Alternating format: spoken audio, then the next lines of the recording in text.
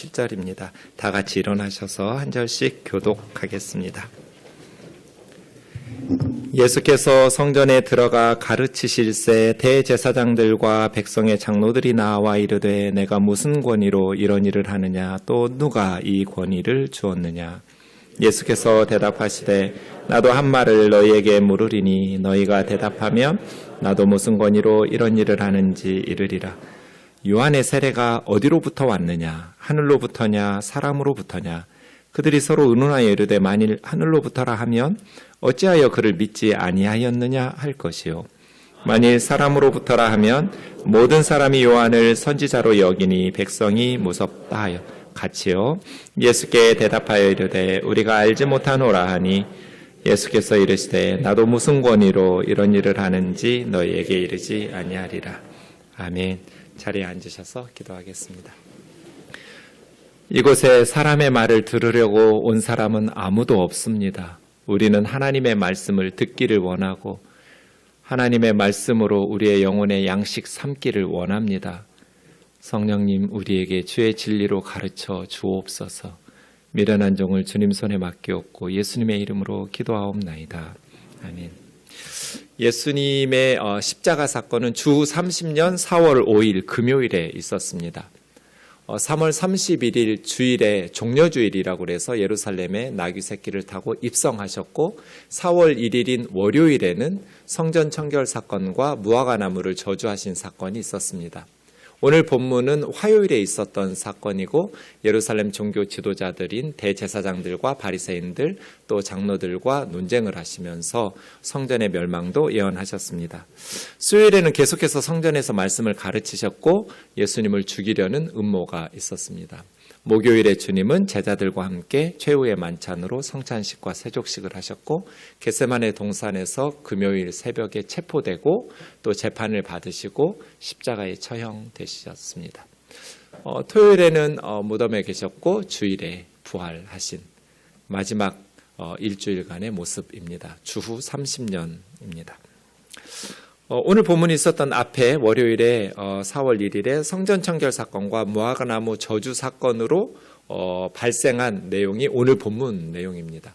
먼저 성전 청결 사건을 보시면 성전에 들어가셔서 성전 안에서 매매하는 모든 사람들을 내쫓으시고 돈 바꾸는 환전하는 사람들의 상과 비둘기 파는 사람들의 의자를 둘러엎으셨습니다.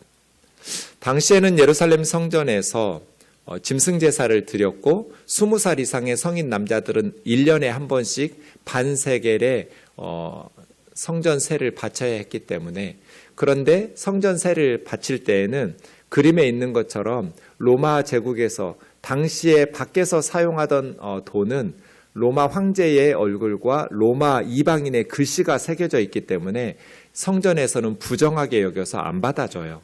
그래서 아무 무늬도 없고 글씨도 없는 성전 동전으로 환전을 해야 되는데 환전이 필요하니까 상을 놓고 환전해 주는 사람들이 있었겠죠. 가난한 사람들은 소나 양이나 염소를 살 돈이 없으니까 비둘기나 새, 비교적 값싼 동물을 사서 짐승 제사를 드리기도 했습니다. 그런데 왜 예수님께서는 분노하면서 그 사람들을 다 내쫓으시고 상을, 의자를 둘러보셨을까요? 13절에 있는 것처럼 하나님의 집은 기도하는 집, 성전이 뭐 하는 곳이에요? 하나님 앞에 기도하면서 예배하는 곳이에요. 성전의 가장 중요한 기능은 하나님 앞에 기도하며 찬송하며 예배하는 것이죠. 제사장들이 돈 버는 곳이 아니에요.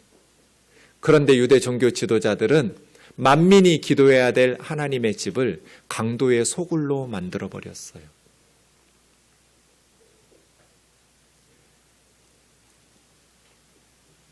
이방인의 뜰에서 물건을 팔고 환전을 하고 짐승 우는 소리가 들리니까 유대인들이 들어가는 안뜰까지 이방인들은 들어갈 수도 없는데 어떻게 이방인의 뜰에서 조용히 기도하면서 예배를 할 수 있었겠어요?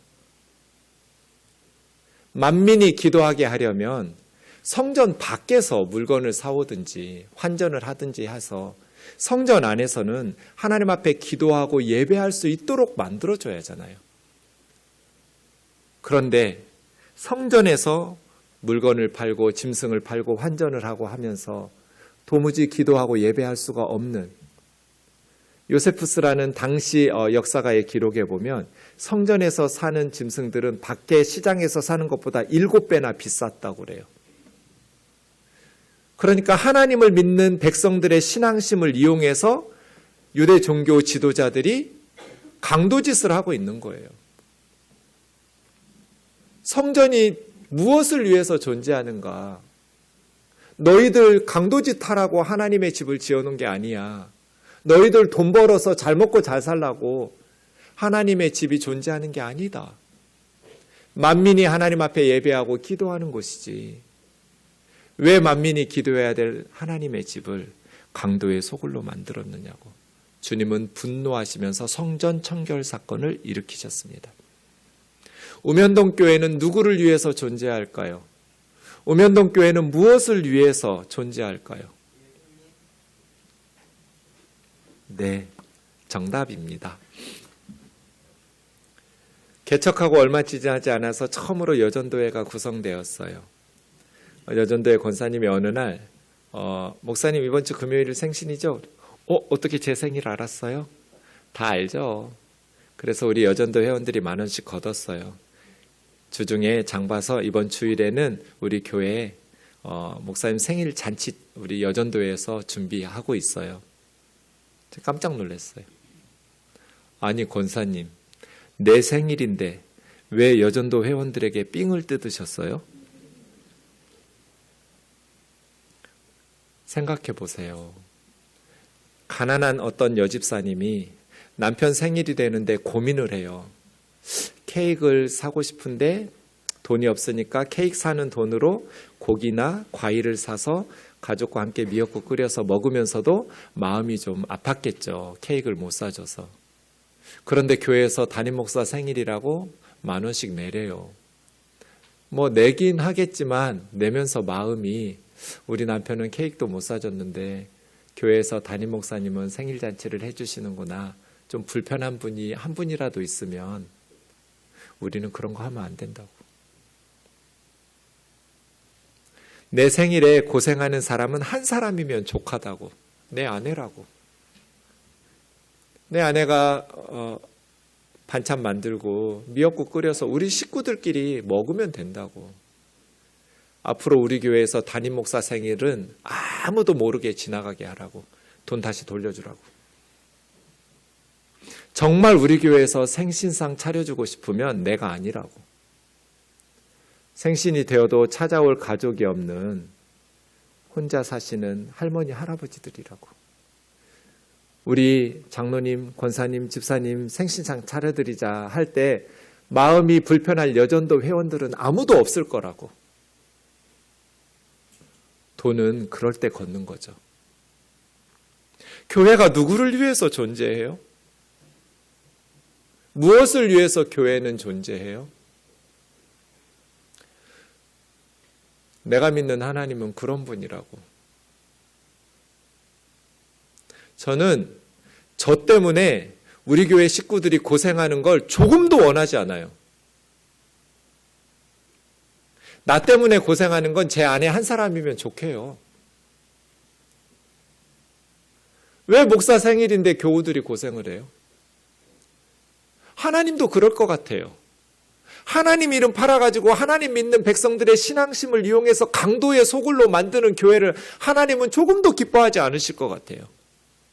하나님이 그런 걸 원하실까요? 하나님이 그런 걸 원하셨다면 왜 몇백 년 동안 야 너희는 다른 나라 신전 이방 그 우상신을 섬기는 신전들을 안 보냐?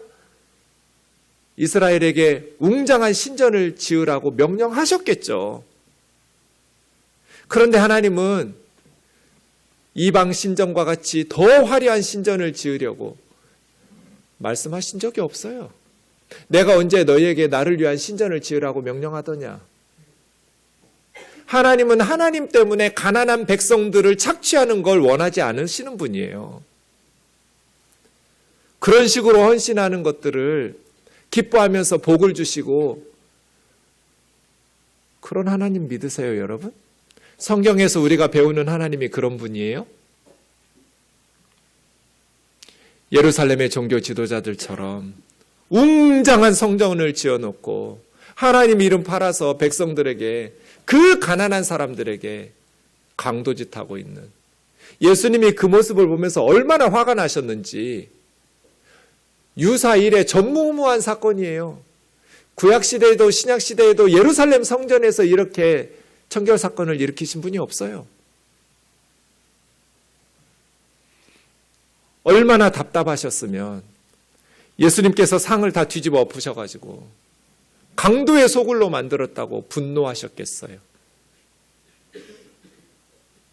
그리고 나서 무화과나무 저주 사건이 있었어요.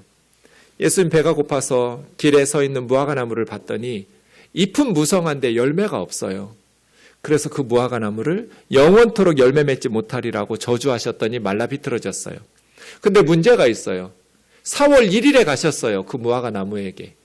예수님이 4월 1일에 가셨는데 이스라엘의 무화과들은 6월 달에 열매가 맺혀요. 2달이나 먼저 오셔가지고 잎만 무성하다고 열매 없다고 성질 내시면 어떡해요? 구약 성경을 읽어보면 무화과나무와 포도나무가 이스라엘을 상징하는 구절들이 정말 많아요. 아마 이 구절을 볼 때 이스라엘 사람들은 무화과나무의 문제가 아니라 무화과나무 하면 이스라엘이기 때문에 열매 없는 이스라엘, 잎은 무성한데 겉은 화려한데 열매 없는 이스라엘을 저주하신 것으로 해석했을 거예요. 무화과나무와 포도나무는 이스라엘을 상징하는 나무들이에요. 예루살렘 성전처럼 잎은 무성한데 겉으로는 화려한데 하나님이 정말 원하시는 열매가 없어요. 하나님께서 우리에게 원하시는 열매는 뭐예요? 하나님께서 우리에게 기뻐하시는 열매 맺기를 원하시는 삶은 무엇일까요? 미가서 6장 6절에서 8절 저는 계속 이야기해요. 무엇을 가지고 하나님 앞에 나아갈까? 무엇을 가지고 높으신 하나님을 경배할까? 1년 된 송아지 드리면 하나님 기뻐하실까? 천천의 순양과 만만의 강물같이 흐르는 기름을 바치면 하나님 기뻐하실까? 내 죄를 위해서 내 몸의 열매인 우리 아들, 딸을 인신제사로 바치면, 나의 가장 소중한 우리 자녀들을 불살라 하나님 앞에 바치면 하나님께서 기뻐하실까? 아니, 하나님께서 저와 여러분에게 원하시는 것은 많은 헌금이 아니에요. 천천의 순양이나 만만의 강물 같은 기름이 아니에요. 3가지예요. 하나님께 우리가 드려야 될 삶의 열매, 신앙의 열매는 뭐예요? 공의, 인자, 겸손히 하나님과 동행하는 것. 이 3가지예요. 잎은 무성한데 열매 없는 무화과나무처럼 저주받지 않으려면 우리가 공의를 행해야 돼요. 공의가 뭐예요? 하나님의 말씀대로 순종하면서 사는 거예요. 하나님의 법이 공법이거든요. 하나님의 말씀의 정신이 뭐예요? 타인의 권리를 존중하는 거예요. 10계명 보세요. 마지막 10번째 계명은 탐심이에요.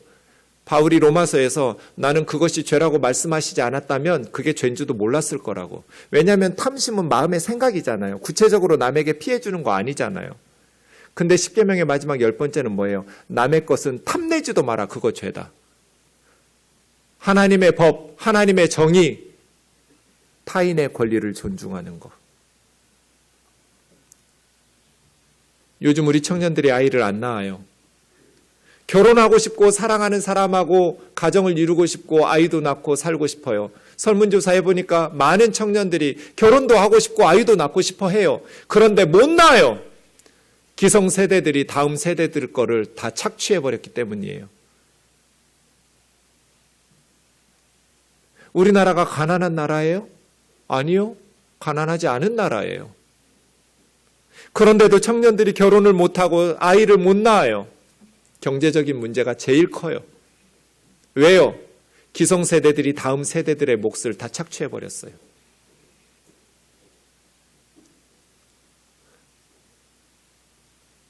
그래서 2080년이 되면 남한의 인구는 2천만 명 이하로 줄어들게 되어 있어요. 이 추세로 가면 아무리 좋게 봐도 60년 안에 3천만 명의 인구가 줄어들어요. 한 해 70만 명 이상이 죽고 태어나는 아이는 10만 명 수준이에요. 매년 그렇게 앞으로 진행되면 지구상에서 제일 먼저 사라질 나라가 대한민국이에요. 왜 그럴까요? 공의를 행하지 않기 때문이에요. 타인의 권리를 존중하지 않기 때문에. 이기적으로 자기만 잘 먹고 잘 살려고 하기 때문에. 인자를 사랑하지 않기 때문에. 가난한 사람들 불쌍히 여기고 남을 긍휼히 여기고 돕는 것을 기뻐하는 것을 넘어서 사랑할 정도가 돼야 되거든요. 어려운 이웃을 돕고 사랑을 베풀고 자비를 긍휼을 베푸는 것이 너무 행복해야 돼요. 그게 하나님께서 우리에게 원하시는 거예요. 교회다가 헌금 많이 갖다 바쳐가지고 더 많은 걸 하나님에게 받아서 누리는 것이 아니라 하나님께서 우리에게 원하시는 열매는 공의를 행하고 인자를 사랑하고 겸손하게 하나님과 동행하는 거예요. 여러분 세상에서 공의롭게 살고 계세요? 불쌍한 사람들을 위해서 인자를 사랑하며 베풀고 계세요? 겸손하게 하나님과 동행하고 계세요? 이것이 우리에게 원하시는 열매예요. 천천의 순양과 만만의 강물 같은 기름이 아니라고요. 주의 종 잘 대접하면 복 받는 게 아니라고요.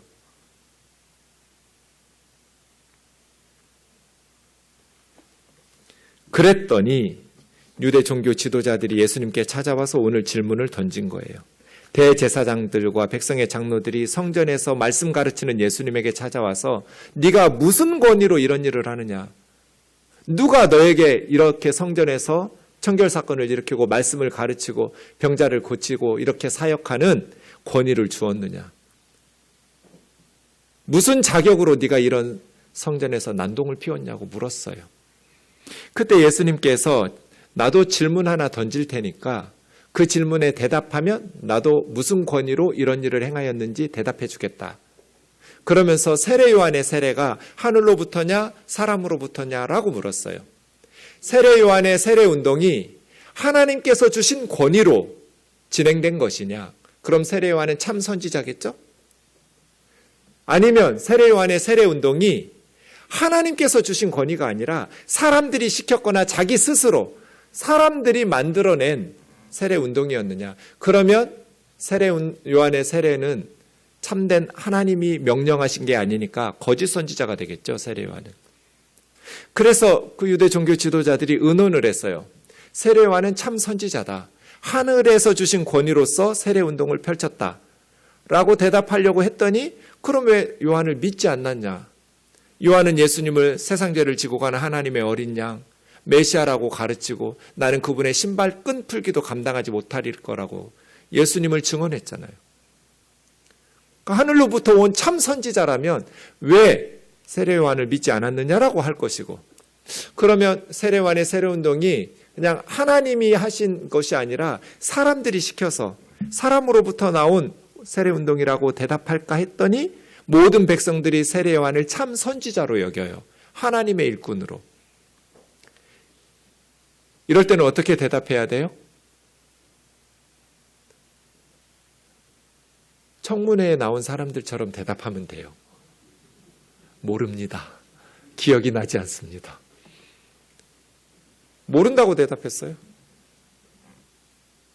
이게 무슨 말이에요? 자기들은 대제사장 자격이 없단 말이에요. 세례 요한의 운동은 온 이스라엘의 엄청난 사건이었어요. 구약시대가 끝나고 400년 만에 나타난 하나님의 종이에요. 선지자예요.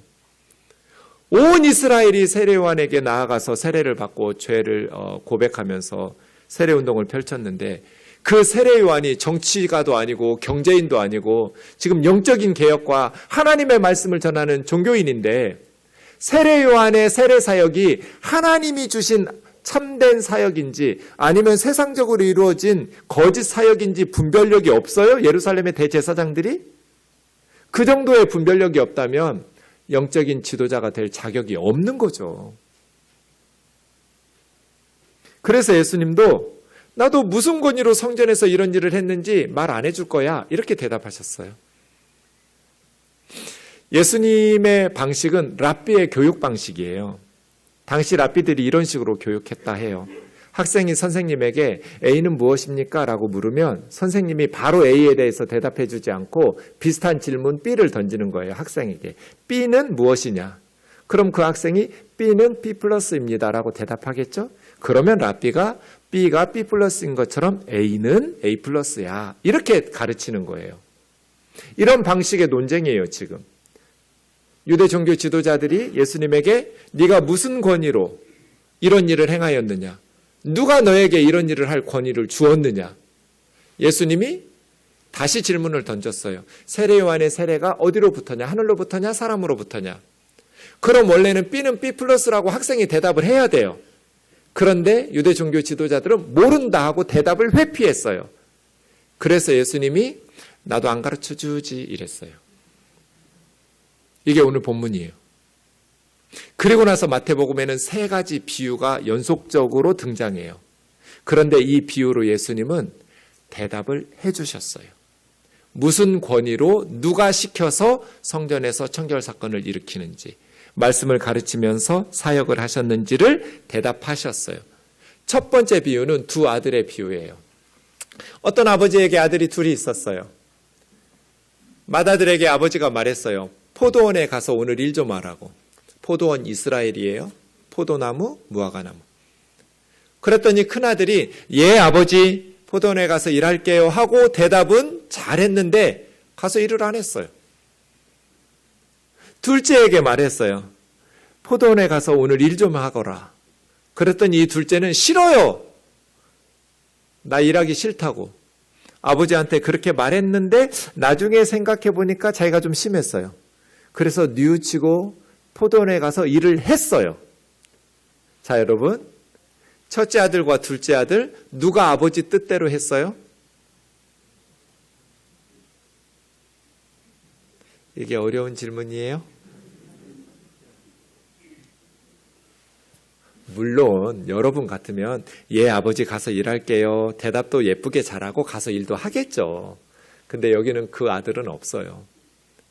예 가서 할게요 아버지 했다가 안 간 큰아들하고 싫어요 내가 왜 가요. 안 할 거예요 라고 했다가 뉘우치고 가서 일한 둘째 아들밖에 없어요. 그럼 둘 중에 누가 아버지 뜻대로 행한 거예요? 둘째죠. 이게 첫 번째 비유예요. 이 둘째는 누구냐면 세리와 창녀들이에요. 매국노고 악하게 산 죄인들이에요.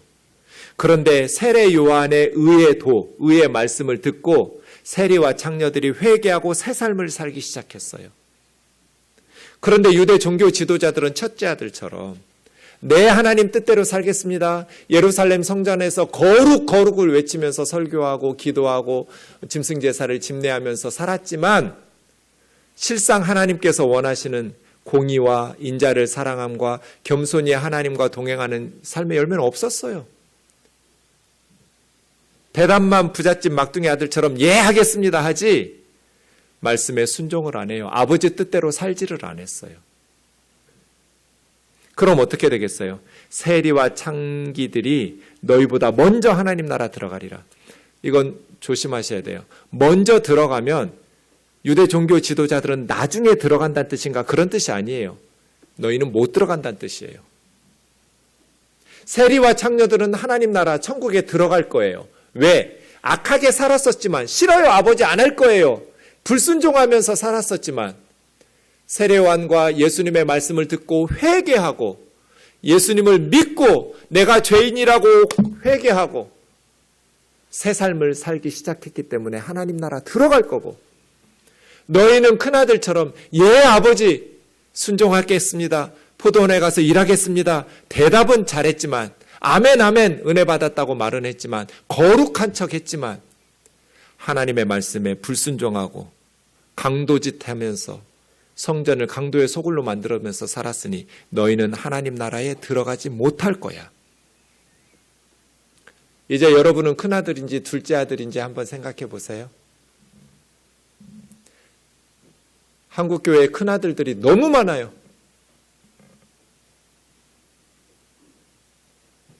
예배 드릴 때는 아멘 아멘 하고 순종하겠다고 말하는데 회사에 가서 학교에 가서 세상에서는 전혀 하나님 말씀대로 살지를 않아요.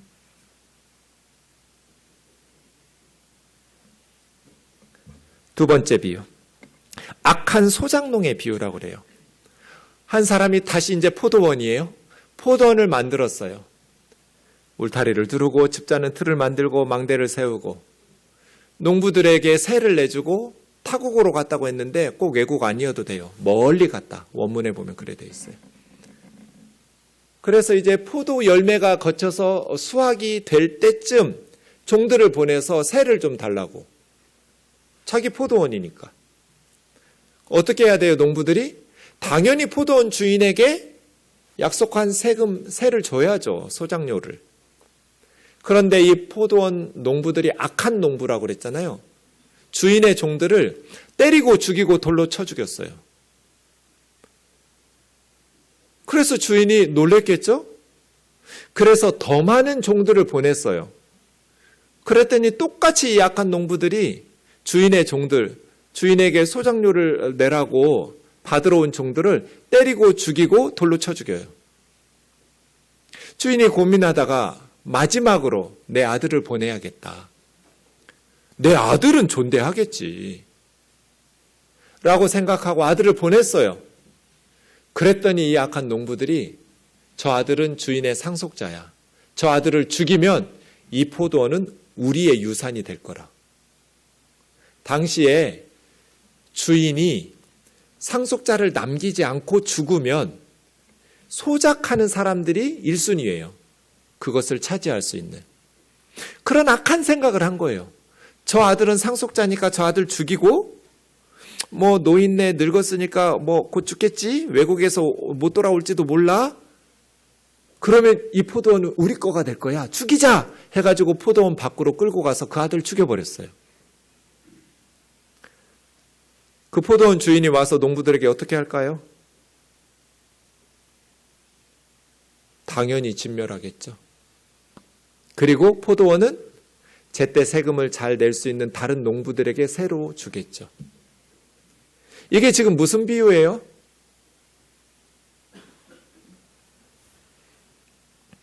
예수께서 42절이요.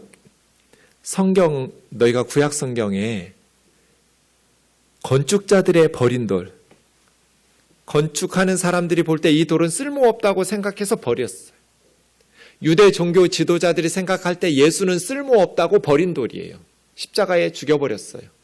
그러나 하나님께서는 하나님 나라의 모퉁이에 머릿돌이 되게 하셨나니 이것은 하나님, 주님이 하신 것이고 사람들 눈이 볼 때는 너무나 놀랍고 기이하도다 한 그 성경 말씀을 안 읽어봤냐? 너희는 하나님의 나라를 빼앗길 것이고 너희는 하나님 나라 못 들어갈 거야. 너희에게 먼저 하나님께서 하나님의 나라를 주셨는데 너희는 빼앗길 거야. 하나님이 먼저 농부에게 주었어요. 그런데 그 농부들이 주인의 종들을 때리고 죽이고 돌로 쳐요. 주인의 아들까지 죽여버려요. 어디서? 포도원 밖에서, 예루살렘 밖에서 하나님의 아들까지 죽여버리는 너희는 하나님의 나라를 빼앗기고 너희가 버린 돌, 하나님의 아들의 반석에 부딪히는 자는 머리가 깨질 거야. 그 반석이 깨지는 것이 아니라 주님 얘기를 하신 거죠. 대제사장들이 이 주님의 비유가 자기들을 가리켜 말씀하신 것인 줄 알았어요. 그리고 예수님을 체포해서 제지하고 죽이려고 했는데 무리들이 애워싸고 있어서 백성들이 두렵기 때문에 예수님을 체포할 수 없었어요. 이것이 두 번째 비유예요. 정리해보면 포도원 주인은 하나님이죠. 포도원은 하나님 나라이고 농부들은 이스라엘의 종교 지도자들이에요. 종들을 보내서 소작료를 받으려고 했던 종들은 하나님의 종 선지자들이겠죠. 더 많은 종들을 보냈어요. 그런데 그들이 때리고 죽이고 돌로 쳤어요. 마지막으로 아들을 보냈어요. 그 포도원 주인의 아들은 하나님의 아들 예수 그리스도예요. 그런데 악한 농부들인 이스라엘의 종교 지도자들이 최후로 온 하나님의 아들을 포도원 밖에서 쳐서 죽여요. 예루살렘 밖에서, 성문 밖에서 죽인다고요. 골고다에서. 다른 농부들에게 그 포도원을 주겠다. 그 다른 농부는 새로운 교회, 예수님을 믿고 따르는, 이제는 이스라엘의 종교 지도자들이 아닌 예수 그리스도를 믿는 자들이겠죠. 질문이 있었어요. 무슨 권위로 네가 성전에서 이런 일을 행하였느냐? 누가 너에게 이런 일을 시켰느냐? 누가 너에게 이런 권위를 주었느냐? 예수님의 대답은 나는 하나님이 보내신 마지막으로 너희를 위해서, 하나님을 위해서 살라고 보냄받은 아들의 권위로, 나를 성전에 보내신 분은 포도원 주인이신 하나님 아버지라고, 나는 최후로 보내심 받은 하나님의 아들의 권위로 너희에게 찾아왔다고 말씀하시고 대답하신 거죠. 마지막 세 번째 비유가 있습니다. 혼인잔치의 비유입니다. 천국은 마치 아들을 위해서 혼인잔치를 베푼 임금, 왕궁에서 결혼잔치가 벌어졌어요. 아버지가 왕이에요. 임금이에요. 그러니 얼마나 좋은 음식들 있었겠어요? 그래서 잔칫날이 되어서 종들을 보내서 초대받았던 사람들에게 잔치에 오라고 불렀더니 그 사람들이 다 싫어하는 거예요. 왕이 초대하는 천국 결혼잔치에 백성들이 가기를 싫어해요. 그래서 다른 종들을 보내면서 그 종들이 해야 될 대사까지 넣어줬어요. 주인인 왕이. 뭐라고 말하냐면 오찬을 준비하되 살진소와 살진짐승을 잡고 모든 것을 갖추었으니 혼인잔치에 오소서, 이렇게 전해라. 그래서 종들이 가서 그렇게 전했어요. 우리 임금님이 아들을 위한 결혼잔치를 베풀어 놓고 살진소와 살진짐승 잡고 모든 걸 준비했답니다. 오셔서 드시기만 하면 됩니다. 그랬더니 사람들이 돌아보지도 않았어요. 돌아보지도 않고 자기 밭으로 가고 자기 사업하러 가는 거예요. 이 사람들 누굴까요? 이 임금님은 하나님이시죠? 이 결혼잔치는 천국잔치예요. 초대받았던 사람들은 이스라엘 사람들이에요. 유대 종교 지도자들이에요. 그들이 먼저 천국에 들어오도록 초대받았어요. 이제 하나님의 종들을 보내가지고 천국 잔치에 오라고. 여러분, 천국은 너무나 풍성한 기쁨의 잔치예요. 우중충한 곳 아니에요. 무서운 곳 아니에요. 염려하지 마세요. 되게 하나님 이야기하고 기독교를 이야기하면 거기 무서운 분 아니야? 이렇게 세상 사람들이 인식을 많이 하고 있더라고요. 도대체 우리가 얼마나 우중충하게 살았으면 하나님을 그렇게 무서운 분으로 안 믿는 사람들이 인식하고 있을까요? 천국은 기쁨과 웃음이 넘치는 잔치. 그런데 사람들이 그 잔치, 천국 잔치에 들어가는 사람은 복 있다고 말만 하고 그 잔치는 정말 세상에서 누릴 수 없는 가장 복된 나라라고 말은 하는데 거들떠보지도 않아요. 왜? 자기 밭, 자기 사업하러 가느라고. 많은 그리스도인들이 천국에 들어가는 게 가장 중요하다고 말해요. 구원받는 것이 가장 소중한 일이라고, 천국 잔치가 가장 복된 잔치라고 말은 하는데 돌아보지 않아요. 왜? 자기 밭, 자기 사업하느라고. 이 세상에서 자기가 관심 있는 것들을 얻느라고 하나님 나라 잔치는 싫어해요.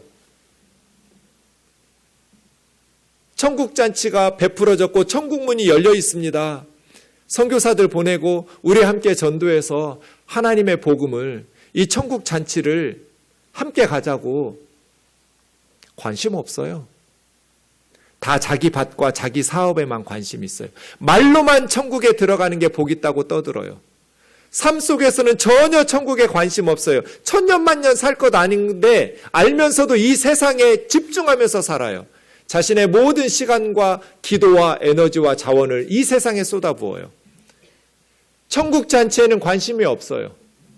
자기 밭, 자기 사업만 머릿속에 가득해요. 하나님의 사업, 하나님의 잔치에는 말로만 복되다고 그래요.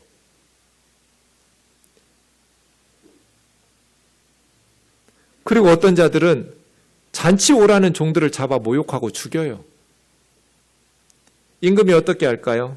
살인한 자들은 진멸하고 그 동네 불사르고, 혼인잔치 준비되었으나 청한 사람이 합당하지 않으니 사람들 많은 내거리로 가서 닥치는 대로 사람들 초대해 오라고, 악한 자들도 선한 자들도 데려오라고, 괜찮다고 해서 가득 데려와서 임금의 결혼잔치가 손님으로 가득 차왔어요. 어떤 손님 왔나 인사하러 주인이 가서 봤더니 한 손님이 예복을 입지 않았어요. 당시에는 왕궁의 결혼잔치 아니더라도 결혼식이 되면 예복을 갖춰 입고 간다고 해요. 근데 왕이 초대했는데 왕궁의 결혼잔치에 오면서 예복 없이 그냥 온 거예요. 물었어요. 왜 예복 입지 않고 여기 들어왔냐고. 유구무원이에요. 손발을 묶어서 바깥 어두운 데 내쫓으라고. 거기서 슬피 울면서 이를 갈미 있으리라고. 청함받은 사람은 많은데 예복을 준비하고 천국에 들어올 택함받은 이는 적으니라. 이 예복은 뭘까요? 천국에 하나님의 잔치에 들어가려면 예복을 입고 가야 되는데 천국 잔치에서 쫓겨나지 않을 예복은 무엇일까요? 저는 하나님의 의라고 생각해요. 로마서 3장 22절 24절 보면 예수 그리스도를 믿음으로 말미암아 모든 믿는 사람에게 주시는 하나님의 의의 예복. 내가 선을 행한 의가 아니고 내가 착하게 살거나 내가 진리를 발견해서 득도하거나 종교적인 율법을 지킨 내가 일군 의가 아니라 하나님이 주시는 의. 하나님께서 의롭다고 인정하시는. 그래서 예수 그리스도를 믿는 사람들에게 주시는 하나님의 의의 예복. 이 하나님의 의의 예복은 차별이 없다. 모든 사람이 죄를 범하였음에 하나님의 나라, 하나님의 영광에 들어가지 못해요. 죄 없는 사람은 아무도 없어요. 그래서 하나님의 영광에 못 들어가요. 천국 잔치 못 들어가요. 그런데 누가 들어가요? 예수 그리스도 안에 있는 속량으로 말미암아. 속량은 예수님이 자기의 목숨을 십자가의 속전으로 내놓고 우리 죄를 대신해서 십자가에서 죽으심으로 우리가 죄값을 치르고 죄사함 받아서 하나님 자녀 되는 거예요. 값을 지불하고 죄인을 사서 자유롭게 구원해 주는 속량. 예수 그리스도 안에 있는 속량으로 말미암아 우리가 하나님의 은혜로 내가 선행하고 내가 열심히 공부하고 지식을 쌓아서가 아니라 예수 그리스도가 우리를 위해서 십자가에 죽으심으로 예수 그리스도를 믿음으로 말미암아 믿는 사람들에게 주시는 하나님의 의의 예복을 입고 우리는 하나님의 영광의 잔치에 들어가는 거예요. 말씀을 정리하겠습니다. 본문 23절에서 유대 종교 지도자들이 물었어요. 예수님에게 무슨 권위로 이런 일을 행하느냐? 누가 너에게 이런 일을 행할 자격을 주었느냐? 예수님의 대답이 뭐예요? 요한복음 3장 16절 같이요. 시작. 하나님이 세상을 이처럼 사랑하사 독생자를 주셨으니 이는 그를 믿는 자마다 멸망하지 않고 영생을 얻게 하려 하심이라. 하나님이 보내신 독생자, 너희 죄를 위해서 포도원 밖에서 죽임당하는, 영문 밖에서 너희 죄를 뒤집어 쓰고 십자가에서 죄값을 치르느라고 하나님의 저주와 심판을 받아내는 하나님의 어린 양으로 말미암아 우리가 구원을 받는 것이죠. 디모데전서 2장 4절입니다. 하나님은 모든 사람이 구원을 받으며 진리를 아는 데 이르기를 원하시느니라. 악한 사람도 선한 사람도 초대해라. 불러들여라. 결혼잔치를 가득 메워라. 입으로만 천국 가는 사람이 복되다고 떠드는 사람들 말고 실제는 자기 바다고 자기 사업밖에 관심이 없는 사람들 말고 정말 천국 잔치에 사모함을 가지고 관심 있게 오는 사람들, 악한 사람도 선한 사람도 다 불러서 가득 채워라. 하나님은 모든 사람이 구원받기를 원하시고 독생자 예수 그리스도를 우리를 위해서 보내주시고 예수님은 우리 죄를 위해서 십자가에서 피 흘려 죽으셨습니다. 그 하나님을 바라보면서 예수 그리스도를 믿음으로 의의 예복 입고 하나님 나라 들어가시기를 주의 이름으로 축원합니다.